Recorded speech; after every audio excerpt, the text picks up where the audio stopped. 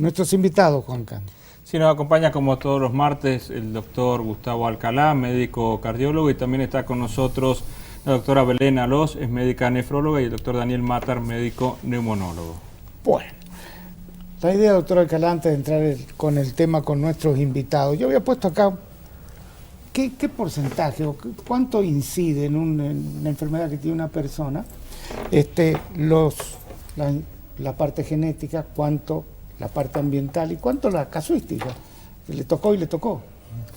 Sí, nosotros tenemos una visión caricaturesca de la genética, una visión antigua.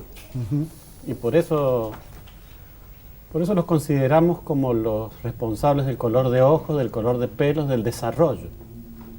Y resulta que se sabe desde hace mucho que no tenemos una secuencia sin modificaciones de genes. Y su función más importante no es en el desarrollo, es en el resto de la vida.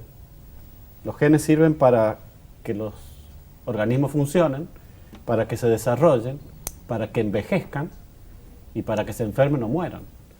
Y eso no depende solo del gen, depende de la influencia del ambiente. Lo han estudiado muy bien en animales. El ADN tiene partes que pueden leerse o no, dependiendo del ambiente celular, pero también del ambiente externo. Lo que pasa es que a nosotros no nos gusta la responsabilidad que esto nos da, porque la nutrición tiene que ver con qué genes se van a expresar y cuáles no. El clima, ese nos gusta más, y la densidad poblacional también. Entonces no es lo mismo vivir rodeado de semejantes en un ambiente hostil e insoportable. No es lo mismo comer porquerías que comer comida saludable, no es lo mismo dormir y descansar que vivir aterrorizado 24 horas, y eso muestra la plasticidad que los genes tienen. Y algunas modificaciones se heredan. Los genes tenían un funcionamiento normal. Esa influencia de factores externos modifica la química del ADN y se hereda. Entonces sí puede aparecer de una generación a la siguiente, porque lo otro que nos encanta a nosotros es cómo puede ser si mi abuelo, mi bisabuelo y mi papá no tienen esta enfermedad, ¿por qué me toca a mí si no me tocaba? Sí, sí te tocaba. Y esas influencias pueden formar todo un linaje en una familia. Entonces, resumen, a los genes hay que cuidarlos, porque se deterioran. Pero, por ejemplo, hay casos de longevidad. El caso Menem, por ejemplo. Menem como presidente, 2 periodos de presidente, el hombre que más años ha estado en la presidencia, debe haber tenido, no sé, un estrés tremendo. A Konrad Adenauer, por ejemplo, o gente así que ha estado mucho tiempo en el poder. Sin embargo, llegan a los 90 años, a los 88 años, y otros que tienen vida tranquila, o sea que ahí el medio ambiente no influyó, influyeron los genes. Y bueno, es y que es de familia longeva. Eso tiene un costado, no hay una determinación. No hay. Y hay una prueba. Sí. 2 gemelos idénticos no se mueren el mismo día, ni viven la misma vida. No. Y tienen los mismos genes. Sí. Entonces ha avanzado mucho. A esto le interesa a la humanidad por el cáncer, por las enfermedades cardiovasculares, por ver si pudiésemos modificar los defectos o prevenirlos. Pero a los genes hay que mirarlo como un equipo que puede tener activaciones aberrantes que no estaban planeadas, o que se pueden silenciar factores protectores. Sí. Entonces, los genes nunca son los únicos protagonistas. En algunas enfermedades, cuando dentro de la panza de la madre un gen se daña, ahí no hay mucho para hacer. Y hay enfermedades predominantemente genéticas, son la minoría.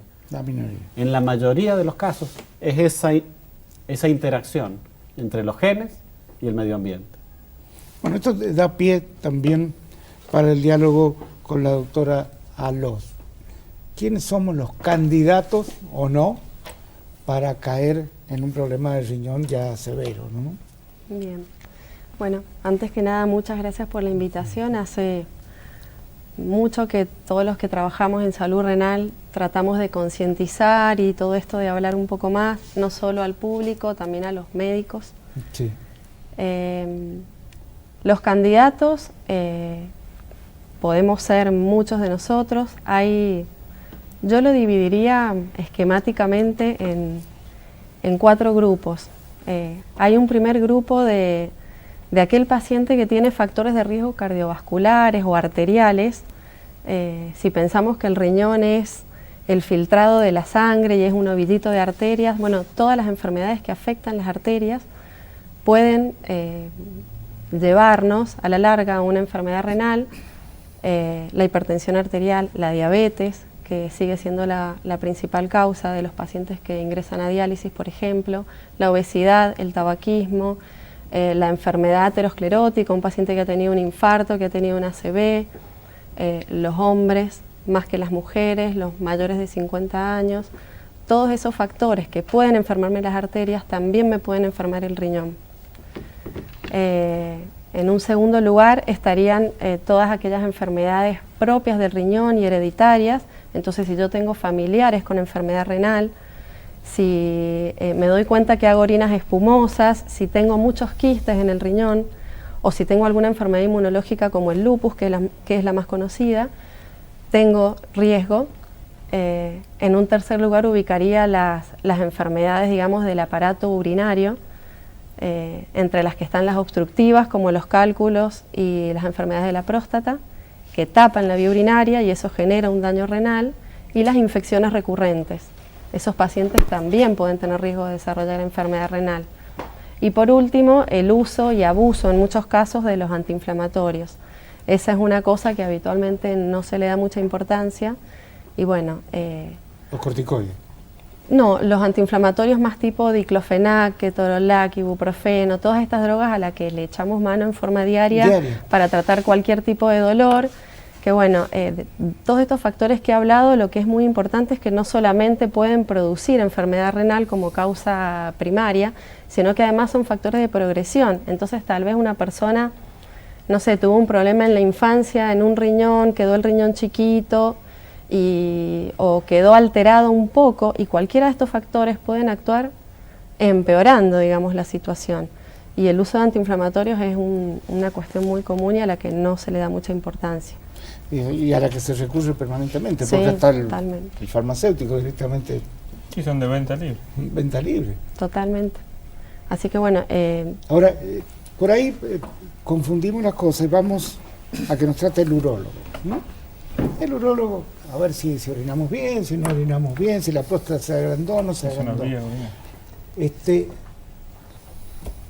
Ahí termina la tarea del urólogo. ¿Cuándo entra el nefrólogo?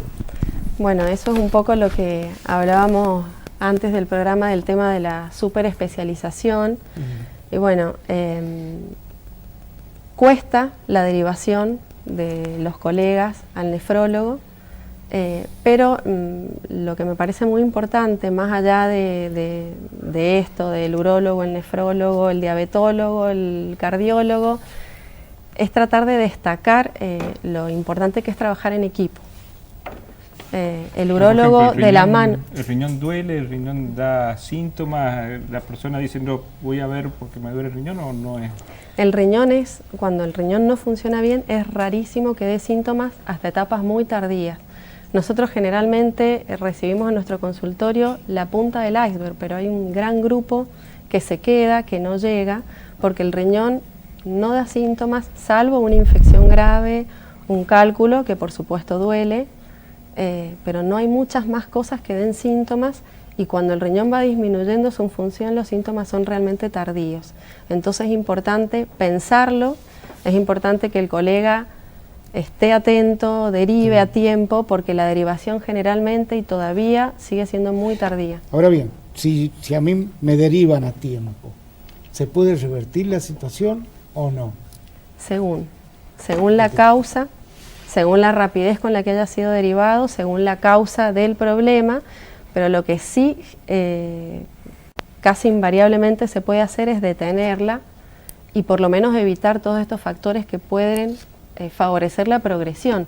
Es posible que una persona sea derivada con un filtrado glomerular o un porcentaje de función renal disminuido, pongamos un 60%, un 50%, y que nosotros podamos establecer en conjunto con el paciente y con el resto de los especialistas estrategias para que esa función no se continúe deteriorando. A veces no la podemos revertir. Pero vamos a los casos comunes, que del otro lado alguien está con el problema. Piedras en los riñones. ¿no es cierto? Hablemoslo como, Sí. como habla la gente. Piedras en los riñones. Uno puede tener dos diagnósticos. ¿Te molesta la piedra o no? Vos sabés lo que significa sacarte las piedras de ahí, los dolores que vas a tener, si no te molesta y no sigue aumentando, ¿conviene o no conviene? Bueno, estas son las cosas que se pregunta generalmente la médica y también lo pregunta a veces el urólogo. Sí. Bueno, en ese caso la respuesta sería, la verdad es que en medicina muy pocas veces 2 más 2 es siempre 4. Hay Sí. que evaluar el caso. Lo que es importante es por qué el paciente forma la piedra. Claro. Porque esta piedra puede salir, la puedo sacar, pero yo tengo que ver por qué la forma, cuál es el trastorno metabólico que tiene, y eso generalmente lo ve el nefrólogo. Claro. ¿Sí? ¿Cuál es el trastorno metabólico que tiene para prevenir que siga formando futuras piedras? Esta a lo mejor si Eso no... sí se puede prevenir. Sí, totalmente.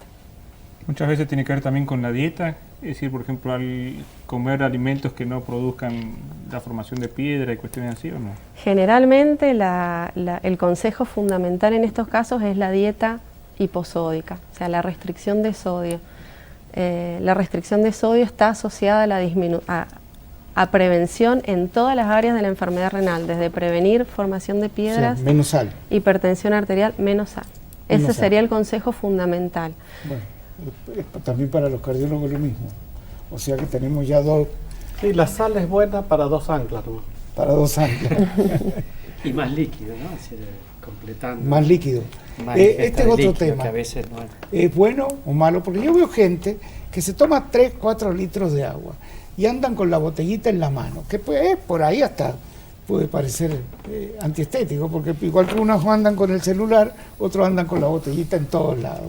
Y cada media hora nos piden permiso para ir al baño. ¿Eso es bueno o es malo? Bueno, la ingesta de agua en general forma parte de los consejos de hábitos saludables. Saludable. Como todo en medicina, obviamente tiene sus excepciones. Por ejemplo, si un paciente tiene insuficiencia renal porque es hipertenso, porque el corazón no le funciona bien y todo esto sufrir a los riñones, muchas veces el consejo es no tome tanto líquido. Entonces, el consejo en general para una vida saludable y sobre todo para el que tiene infecciones y cálculos, sí, es así. Ingerir mucha agua lo va a favorecer, Sí. pero tiene ciertas restricciones. Entonces, no hay que tomarlo como una conducta general Claro. para todos los casos. Lo que es increíble, quien lea los prospectos de los laboratorios sobre los medicamentos no toma ningún medicamento. No, Eso sí. Le da miedo total, sobre todo por los problemas renales, ¿no? O el hígado, son las dos partes que... Y es que los medicamentos se metabolizan en el hígado en general y se eliminan por el riñón. Entonces, bueno, Muchas veces el principal objetivo que tienen cuando viene alguien con un problema de riñón es retardar lo más posible si es que va a terminar en diálisis. es cierto. Cuando el paciente ingresa, o sea, se estima que de la población mundial hay un 10% que tiene algún grado de enfermedad renal crónica. 10%. 10%. Eso es algo estimativo, realmente no se tienen datos certeros porque, bueno, está muy subdiagnosticada la Pero enfermedad. Estamos hablando de cada 2 familias, una tiene el problema. Porque Sí. más o menos 70.000 sanjuaninos. 70.000 sanjuaninos. De todas maneras, como les digo, esto está muy subdiagnosticado, es algo muy estimativo. La enfermedad renal crónica existe en varios grados y todos los grados más leves, digamos, o los primeros estadios, no se conocen habitualmente. Entonces, esto es lo que hay que mejorar porque es donde se pueden establecer conductas y medidas, digamos, para evitar llegar a los estadios más avanzados. El estadio más avanzado es el estadio 5 y es el paciente que, por los síntomas que tiene, generalmente va a requerir un tratamiento sustitutivo renal. ¿Cuáles son estos tratamientos sustitutivos? La hemodiálisis, la diálisis peritoneal y el trasplante renal. Esto es lo que nosotros tratamos de retardar. De todas maneras, cuando llega el momento, hay que tomar la decisión y hacerlo porque si no el paciente se deteriora. Bueno, hay casos como que tienen amplia difusión, como el caso de la Nata, pero volvió a fumar, volvió a tener estrés, volvió a todo. Le han regalado un riñón, vamos a ver cuánto le dura. Porque si no cambia los hábitos va a volver a repetir, ¿o no, doctor Alcalá? Tiene mucha Y posibilidad. eso también muestra cómo el poder previene algunas enfermedades o favorece el tratamiento. Hay algunos que tienen mucho poder y mucha suerte y les llegan los órganos. No, en este caso fue la primera vez que se hizo un trasplante cruzado, ¿no? Donde una Más esposa allá de la que ley. se lo dona a otro y después se divorció, incluso el desagradecido. Eso lo hemos visto nosotros también. También. Sí, sí, sí. El amor todo lo puede. Doctor Matar, vamos a hablar primero un poquito. Un caso, yo estuve, decía, en Mendoza este fin de semana y un pariente estaba con síntomas, no sabe si tenía un poco de fiebre, pero estaba caído, ¿qué tendrá? Resfrío, gripe, y el diagnóstico se lo hacíamos nosotros. Y de eso dependía si tomaba una aspirina o si tomaba un antibiótico. ¿Cuál es la diferencia? ¿Cómo distinguimos una cosa de otra? Y qué es bueno, porque no se puede por ahí ir a un médico por todo, ¿no? Sobre todo cuando el médico a lo mejor le da turno para dentro de 2 meses. Bueno, hay algunas cosas, llamemos, digamos, de sentido común, por supuesto, ¿no? Es como en todo. En general, digamos, el consejo en un paciente que no es inmunodeprimido, o sea, que tiene defensas bajas, y ahí, digamos, las condiciones de alerta deben ser mayores y tal vez sí, digamos, a la primera fiebre tiene que consultar, ¿eh? O sea que si es un paciente diabético, también no tiene alguna patología hematológica, o hay otros factores de inmunodepresión por medicación que puede estar tomando y demás, tal vez la primera fiebre, la primera congestión, y deben consultar porque los riesgos de que eso se incendie, como decimos nosotros, es muy grande. Entonces, ese es el primer punto, digamos, hay que tenerlo en claro, que son pacientes especiales, Sí. pacientes que están en diálisis, por ejemplo, que bueno, son pacientes que eso puede significar un incendio, un deterioro hemodinámico, incluso cardiológico general, porque son pacientes que tienen su estado general, digamos, muy endeble. El otro tema es la edad, por ejemplo, paciente añoso y demás, una pequeña fiebre puede ser un trastorno de conciencia, y deteriorarse y deshidratarse y terminar internado porque se deshidrató, perdió su conciencia o hizo una neumonía rápidamente. Eso es común. Sí, es común. Y puede causar incluso la muerte. Independientemente que sea un resfrío, digamos, Sí, un sí. cuadro viral, por decirlo así, pero a veces no toman agua, se deshidratan, se pierden, entonces bueno, ya eso hace que deterioren su conciencia, se broncoaspiren o se deshidraten y tengan que estar internados. O sea que, por eso digo, depende un poco del sustrato, de quién es el huésped que tiene esa Está pequeña fiebre. Entonces, los inmunodeprimidos, los pacientes añosos, entonces esos son 2. Los niños muy pequeños, bueno, también tienen dificultad, se congestiona la nariz, no pueden respirar, entonces es un cuadro que tiene su gravedad. Después, bueno, otras situaciones más también pueden ser, pero bueno, después en general un paciente que comienza con un cuadro, una pequeña fiebrecita, una congestión y demás, bueno, ahí tal vez se puede esperar o tomar, digamos, ahí sí se puede tomar algún antiinflamatorio que descongestione un poquito y demás, 1 o 2 días y está bien, si no pasa más ¿Cómo nada. se diferencia si es virósico o no? Bueno, es difícil, digamos así, en una No se primera puede. instancia, y bueno, sí, es difícil. En general, la congestión, el tipo de congestión, uno que tiene las Por mucosas, ejemplo, resfrío de un solo lado de la fosa nasal, que es lo común, empieza por un lado, después se va al otro. generalmente el resfrío es más generalizado. A lo Más mejor tal vez generalizado. una alergia, puede ser más de un Más lado. alergia. Generalmente las dos cosas es muy raro que puede comenzar de un lado porque uno tenga alguna cuestión anatómica por un Claro. lado, entonces bueno, tal vez se congestione más de un lado que el otro, eso puede ser.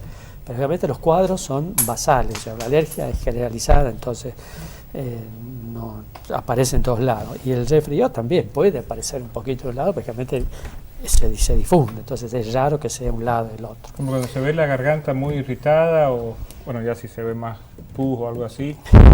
Generalmente, como les digo, en estas 48 horas puede estar roja, puede estar pálida, puede estar casi normal y puede ser generalmente por una cuestión estadística, diríamos, nada más, va a ser viral, alguna forma viral. A las 48 horas uno puede, de acuerdo a las características, aparece un ganglio, aparece un color más oscuro, aparece mucosidad verde, amarillenta, profusa, mayor cantidad de dolor, entonces ahí podemos inducir que eso sea bacteriano. Si es Lo viral, mismo. no hay antibiótico. Bueno, nuevamente decimos lo mismo. En general no hay antibióticos, salvo, como dijimos, este tipo de Está bien. casos o que se acompañe de algún otro síntoma de alarma. A lo mejor aparece una mancha en la piel y puede ser alguna forma de vasculitis o de una infección más generalizada, una escarlatina, o sea, Pero principalmente El hablando de concepto- la automedicación, es decir, la persona que en su casa ahí nomás empieza con el resfrío y ante la duda toma un antibiótico. Bueno, no, no eso, sería lo conveniente. No, eso para nada. Por eso decimos 48 horas de un cuadro viral, generalmente es lo que uno espera si no hay síntomas de alarma, edad, como esto que dijimos, 48 horas. Una de las cosas fundamentales es el reposo y cambiar algunos hábitos, no tomar cosas muy heladas o cosas muy calientes, salir con la cabeza mojada, no descansar. Esas son cosas que sabemos que favorecen la infección y que esa infección se transforma en bacteriana. Entonces, esos cuidados mínimos son más importantes que cualquier otra de las cosas. Por supuesto, un antiinflamatorio, y bueno, sí, porque calma la temperatura, calma el dolor, relaja, hace que ayude a descansar. Entonces, si no hay alguna contraindicación, una gastritis o bueno, algún otro problema, bueno, que tome unos 2 veces, tampoco nos vamos a poner del otro lado que no pueden tomar nada. Pero simplemente cuidar esa idea, ¿de acuerdo? Está bien.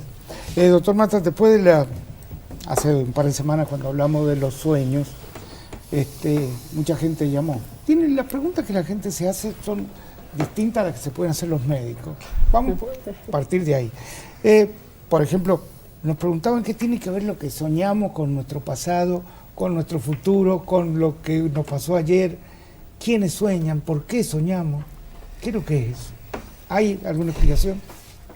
Hay algunas, digamos, asociaciones, explicaciones desde el punto de vista biológico o neurológica, como son los circuitos, y todavía queda, digamos, mucho, digamos, por hacer.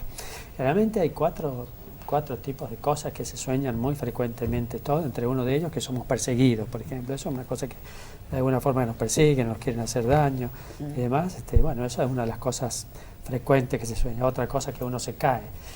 Aparentemente se queda sin voz, que es la otra, que quiere gritar y no puede. Bueno, también también la impotencia, digamos, ante una determinada cosa. Generalmente esa impotencia, la mayoría de las veces, termina con un despertar, nunca se llega, digamos, al final, ¿no? Siempre hay un despertar como que es, digamos, una forma de defensa que tiene el organismo para no llegar a un estrés, digamos, intenso. Hay algunas cosas que digamos, todos estamos en el ámbito, digamos, de la especulación, una especulación científica, especulación. Eso de la persecución o eso de las caídas, se piensa porque, bueno, ancestralmente el hombre estaba en algún punto más indefenso, aunque ahora estamos volviendo por otro motivo a la indefensión, entonces tenía que correr para no ser atacado por un animal o ese tipo de cosas, entonces de alguna forma quedó, digamos, en el inconsciente el tema de la persecución. Y el otro tema de las caídas, porque muchas veces, por muchos miles de años, digamos, el hombre o su antecesor tenía que vivir en algunas zonas elevadas, árboles y demás, y uno de los problemas era cuando se dormía que se caía. Entonces es una de las cosas que se piensa, digamos, porque digamos estos 3 o 4 tipos de sueños los tienen en todos lados y en todos los tipos de razas, digamos, o cultura. Entonces algunas de las cosas son esas.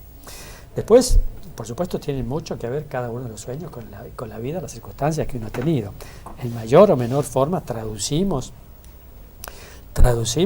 esa circunstancia o esos problemas, sobre todo aquellos que le generen más estrés positivo o negativo. Cualquiera de las dos cosas es como que uno lo sigue viviendo y lo sigue transformando. Y como dije la otra vez, hay situaciones cuando hay un buen sueño adecuado, hasta uno logra tener un pensamiento bastante bueno, digamos, en cuanto a esa forma y logra tener una... Pero una de las cosas que yo he tratado, mi inconsciente, de decir, me tengo que acordar de esto, y al otro día no me acuerdo del sueño, muchas veces. Y hay veces que sí se acuerda uno de qué soñó. Sí, eso es muy variable, digamos. La idea es que generalmente, digamos, cuando uno apenas sueña, se despierta y demás, anotar el sueño, digamos, para saberlo, porque es muy variable el por qué lo recordamos o por qué no lo recordamos. Vuelvo a decir lo mismo, en la medida que nuestras condiciones de sueño sean más adecuadas, sean mejor, es más probable que ese sueño pueda ser más recordado. Si no, digamos, el estrés, que de alguna forma sigue funcionando después, hace que cambien, digamos, los pensamientos más rápidamente en función de justamente este estrés y podamos no recordarlo o recordar la parte negativa, digamos, del sueño. ¿Las pesadillas pueden producir enfermedades? ¿Ser una persona que tenga pesadillas permanentemente? Sí. Primero cuando sus pesadillas son importantes, bueno, hay muchas cosas, pero primero cuando las pesadillas son importantes, en principio va a llegar a un cansancio del sueño, el sueño no va a descansar. De alguna forma va a seguir funcionando el cerebro, pero con un grado de cansancio importante, y más aún si hay movimientos o cosas, porque el paciente, digamos, se siente perseguido, se siente en situación. Entonces el sueño no va a ser placentero, no va a descansar y por supuesto al otro día no va a funcionar. O sea que le quita digamos, la profundidad del sueño. Que es una de las ¿Cuánto cosas dura un sueño? Porque no, es muy variable. es variable. Es muy variable, pero a en veces general, me parece haber soñado toda la noche. en general no son tan largos como parecen, digamos. A veces puede pasar, no sé si una vida, pero muchas circunstancias durante el sueño, pero generalmente... Pero eso se podría medir, me imagino, porque debe haber un movimiento en el cerebro que lo indique. No, es muy difícil. No hay un cartelito, señor, que está soñando. Hay distintas etapas del sueño vistas desde el punto de vista de la electroencefalografía. Y hay uno de los periodos que es el sueño REM, que es cuando hay mayor actividad cerebral y cuando es el momento que más soñamos, pero podemos soñar en cualquier momento. Y bueno, sabemos que esa parte es la más proclive, digamos, a soñar y se sueña ahí en su mayor parte. Pero no sabemos qué partecita de ese sueño lo tenemos. La otra pregunta que yo me hago, por eso la transfiero, es si soñamos superproducciones, colores, caras, identificar las caras, o, por ejemplo, yo si sueño a lo mejor con mi padre o con mi madre, sé que son ellos, pero no recuerdo haber soñado los rasgos, pero sé que son ellos. Yo no sé si sueño en colores o en blanco y negro, son preguntas. No sé si alguien lo investigó. Habitualmente se dice que podemos, digamos, soñar en colores, porque hay muchas circunstancias, digamos, de nuestra vida que dependen de los colores, de lo que estamos viendo. Del sol, del agua, de un vestido.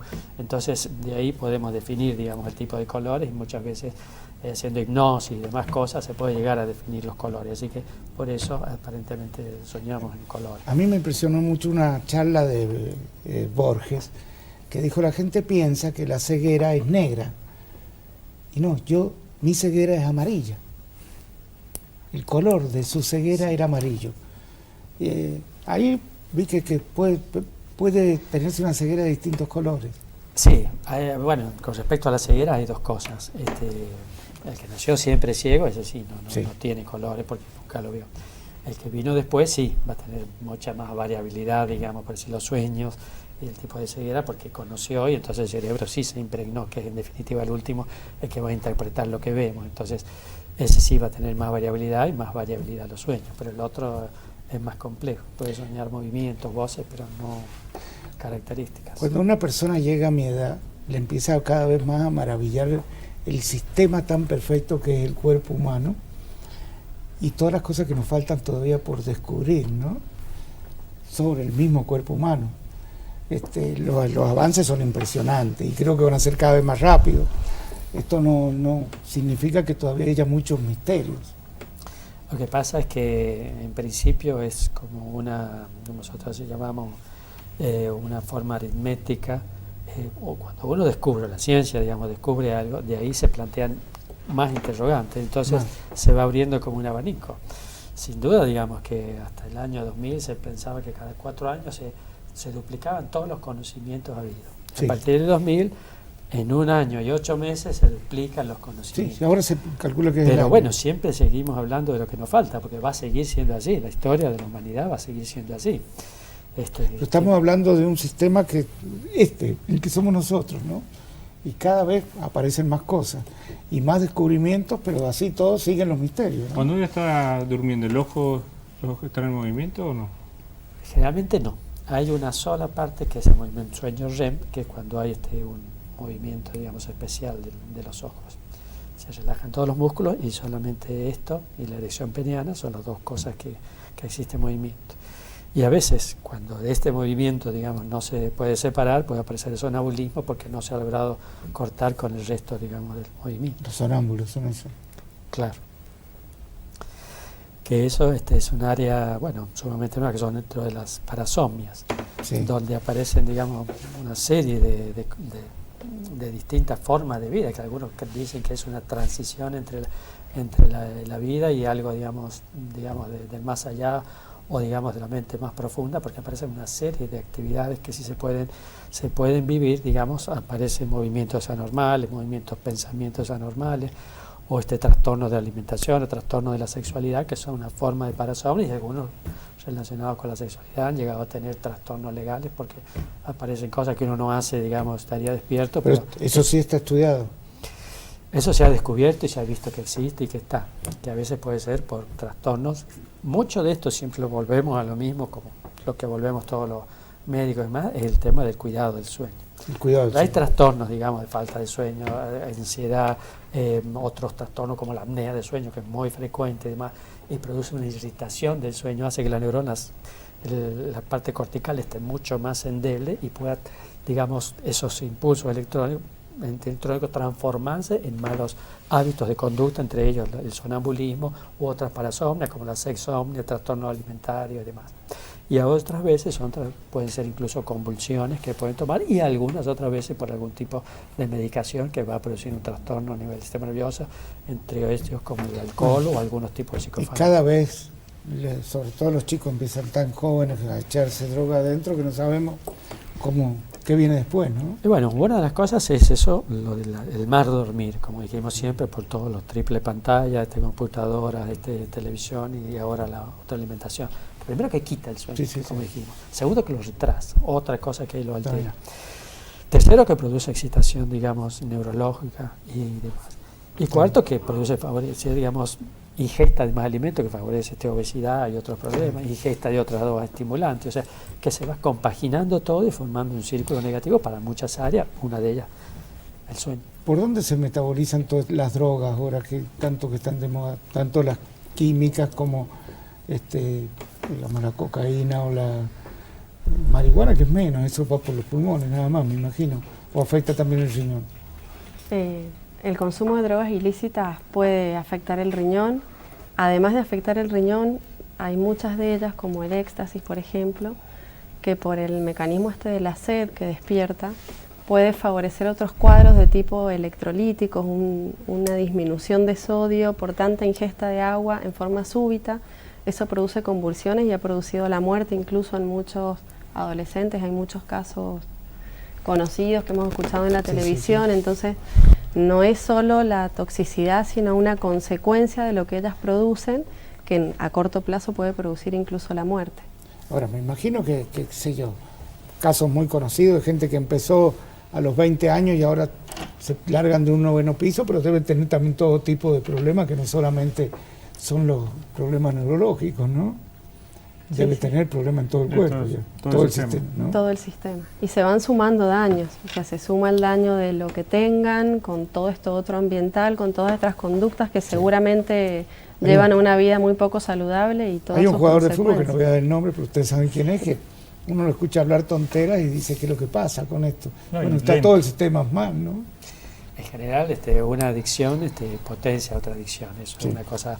Los que fuman este tipo de drogas ilícitas, seguro que fuman tabaco y muy probablemente fuman de alguna forma de bebida alcohólica. Y hay mucho alcohol. Entonces, sin duda que se potencia.